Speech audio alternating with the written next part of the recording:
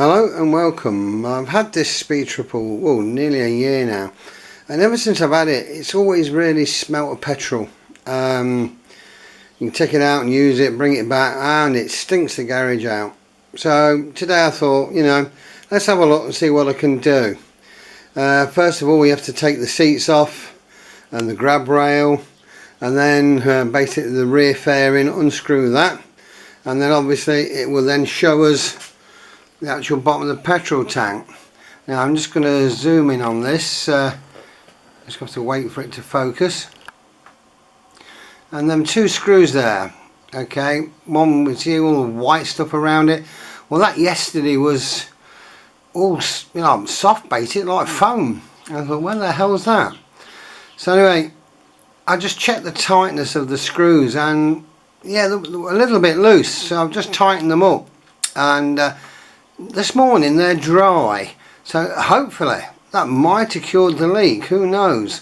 We'll just have to wait and see. I'm going to actually start the bike up in a little bit, take it outside, and then I can have a look and see whether it's still leaking.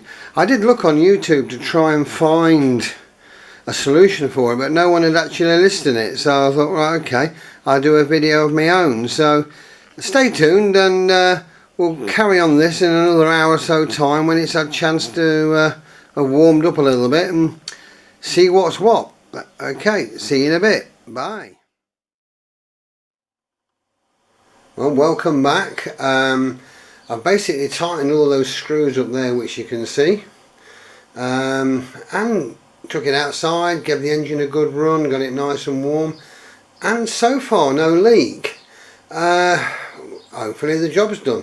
Now, I'm no mechanic, in fact I'm pretty useless at mechanics, but I'm surprised it turned out such a simple job. I brought it back into the garage, and yeah, it did smell a little bit still. That was until I gave it a good wipe down, but I suppose all the bikes will smell a little bit when they've first been running. But like this morning, no problem at all, no smell. It's the first time the garage has actually smelt reasonably fresh for a year since I've had this bike, so so far I'm well pleased with it. Just now I've got to put it all back together, assemble all the parts, and then I shall take it out and give it a try. Okay, well, we've got the bike put back together and just taking it out for a spin. It's too nice today to just leave it on the drive ticking over. So I thought, let's get out and have a bit of a ride, and then we can see whether my little efforts with them screws have stopped the petrol leak. So we'll have to wait and see. I must admit, if it is that, I should be well happy. There's, such little effort, get a good result. If it isn't that, and it still causes a leak, then it's going to have to be petrol tank off and drained, and then that plate taken off, and the petrol tank, the fuel pump taken out, re-gasket, and then all screw back together again. I wouldn't attempt to do that on my own, I must admit. I've got a friend of mine who's mechanical, here to help me do that. I must always stress, if there's anything which you don't know how to do, don't take a risk. Go and get it done at a dealer's or a good mechanic. Where I take my bike for any serious sort of work. I've been going there 20 years and it's reliable, and I've never ever had a problem. My other bike is a ZZR 1400. It's best part of 200 brake horsepower. I'm not going to mess around with the brakes on that. I want to make sure they're going to stop beyond my capabilities. I'll adjust the chain on both my bikes, that's not a problem. I won't change a chain, no way. Chain and sprockets, you need a special kit to crimp the chain so it don't come undone. It's about the time you bought the kit, and then I'm always going to have at the back of my mind, have I done it properly? Is this chain going to come off at speed? It's just a risk I'm not prepared to take. So anything like that, I will just take my bike into a garage and get it done professionally. It's just a no-brainer to me, For these people who know what they're doing and they've got the right kit to do it, all respect to them. That's not me, you know. I'll do oil changes, coolant changes. I've even now managed to do on this bike brake fluid change, no problem. But on the Kawasaki, because it's ABS and it's all this and different type of system, I wouldn't dream of doing it. I'd just take it in and have it done when it's in for a routine service. So yeah, all's good. So you know your limitations, and if you're confident in doing something, then go ahead and do it. If you're not sure, don't take a chance.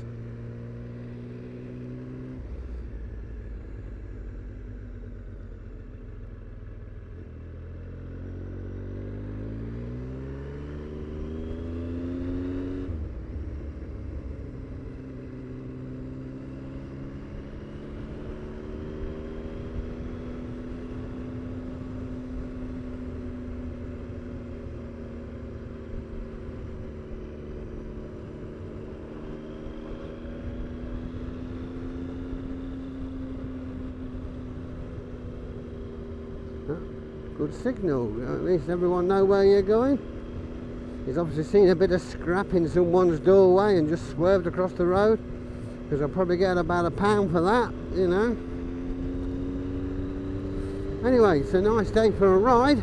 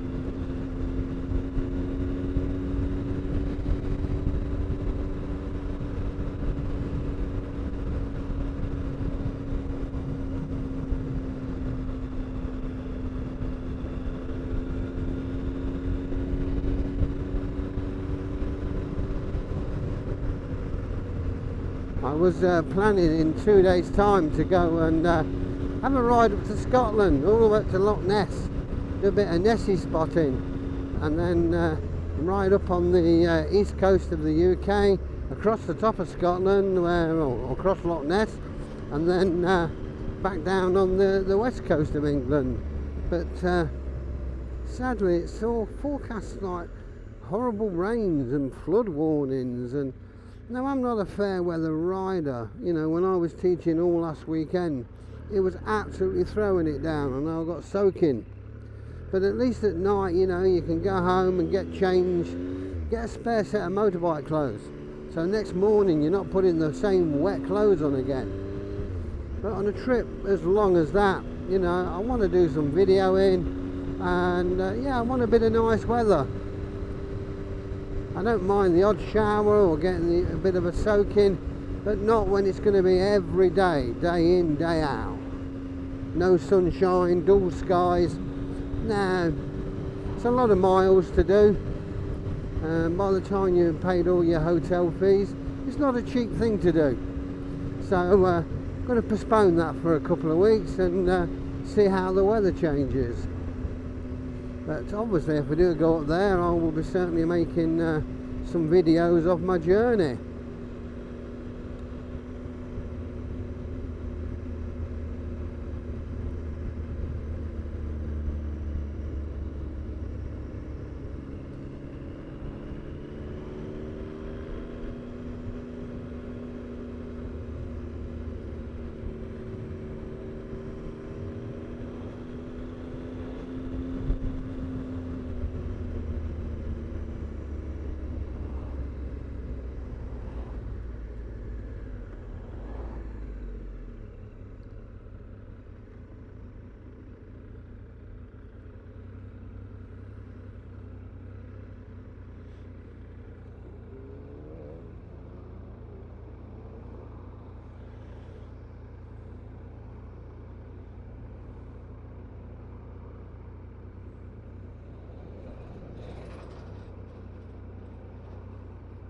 There's a lot of traffic today.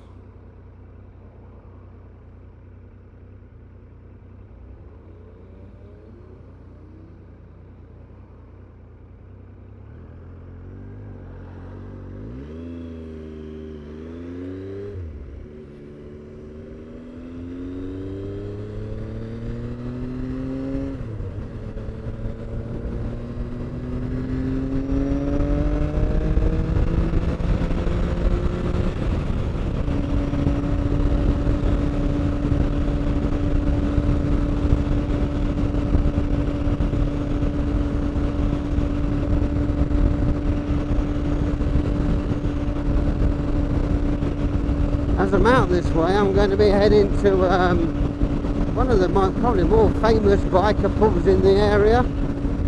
It's even got a brown tourist information sign saying where it is. Been going here many years, and sometimes on a Saturday lunchtime I get a couple of my old friends go up there, so while I'm this way I'm going to pop by and have a cup of tea or a Diet Coke and have a word with them and see what they're up to. Well, I've just been to the bikers pub, and well, there's a massive road closure through roadworks, and I've got some serious diversion to go, but I didn't fancy going that way, so I'm going to see what's down this way. At the minute I haven't got a clue where I'm heading, but we'll see. I'll find a way out somewhere.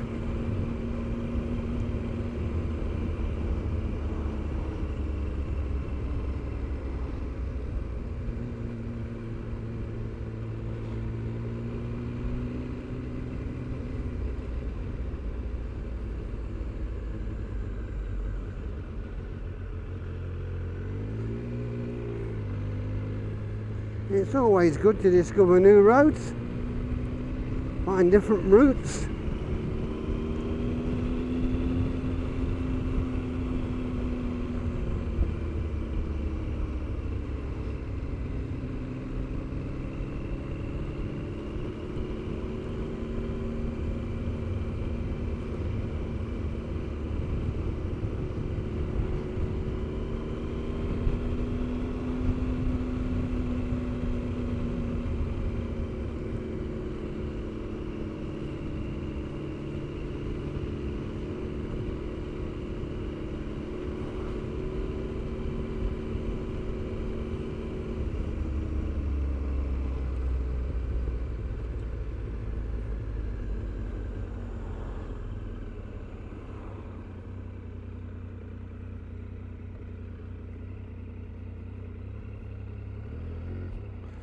I think that way is going to bring me out at that diversion again.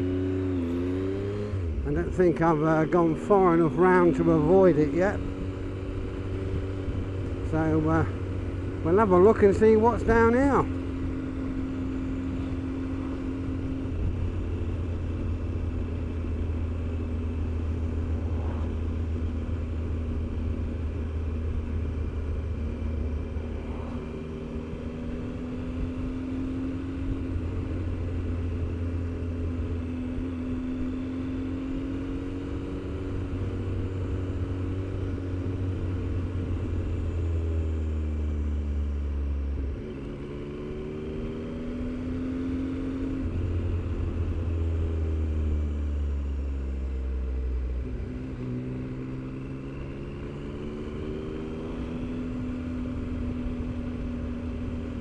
know the name of all these places, but can't say I've ever been through them.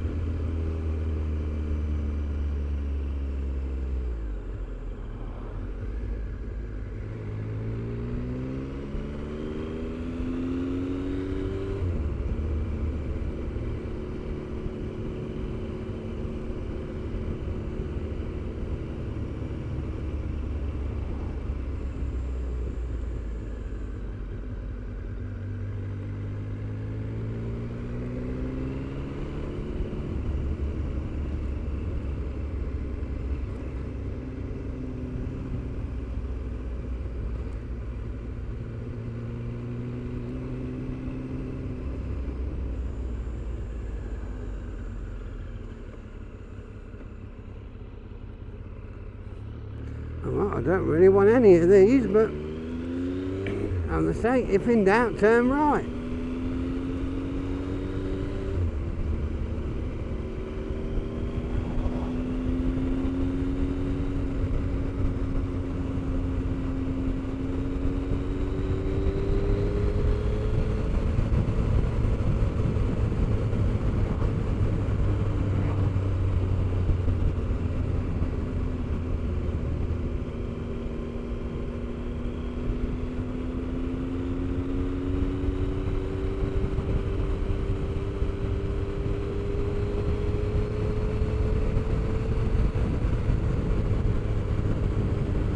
This is a nice bit of road. I have to make sure I come this way again.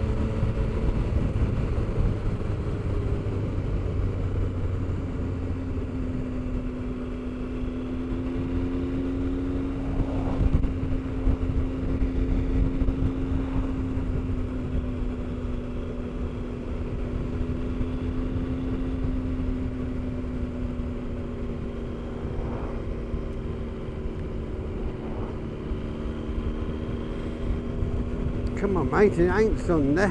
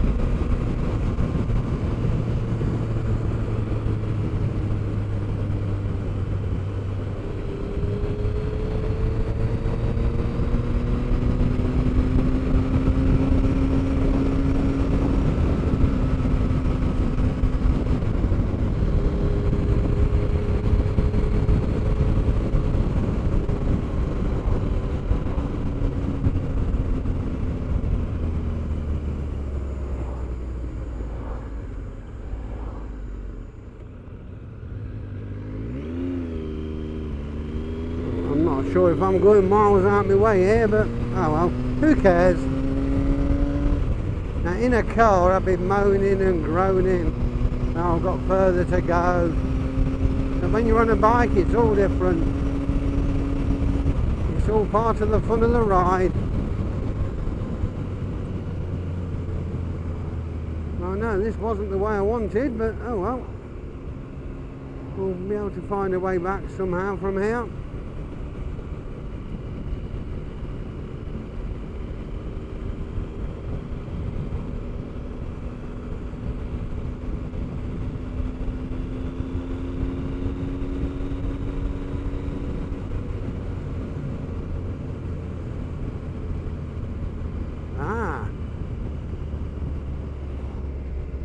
right, we'll take a right here.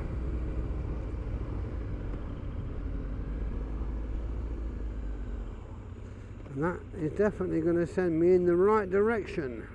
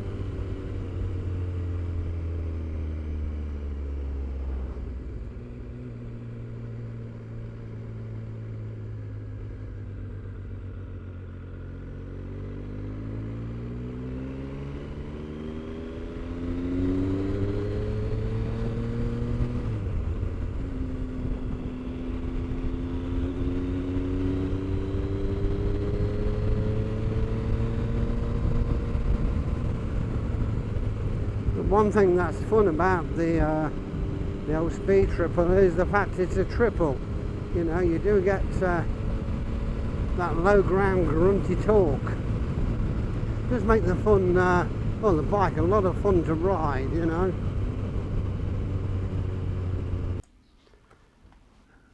Anyway, journey's about to an end now, so I'll say goodbye at this point. If you like this video, please give it a like.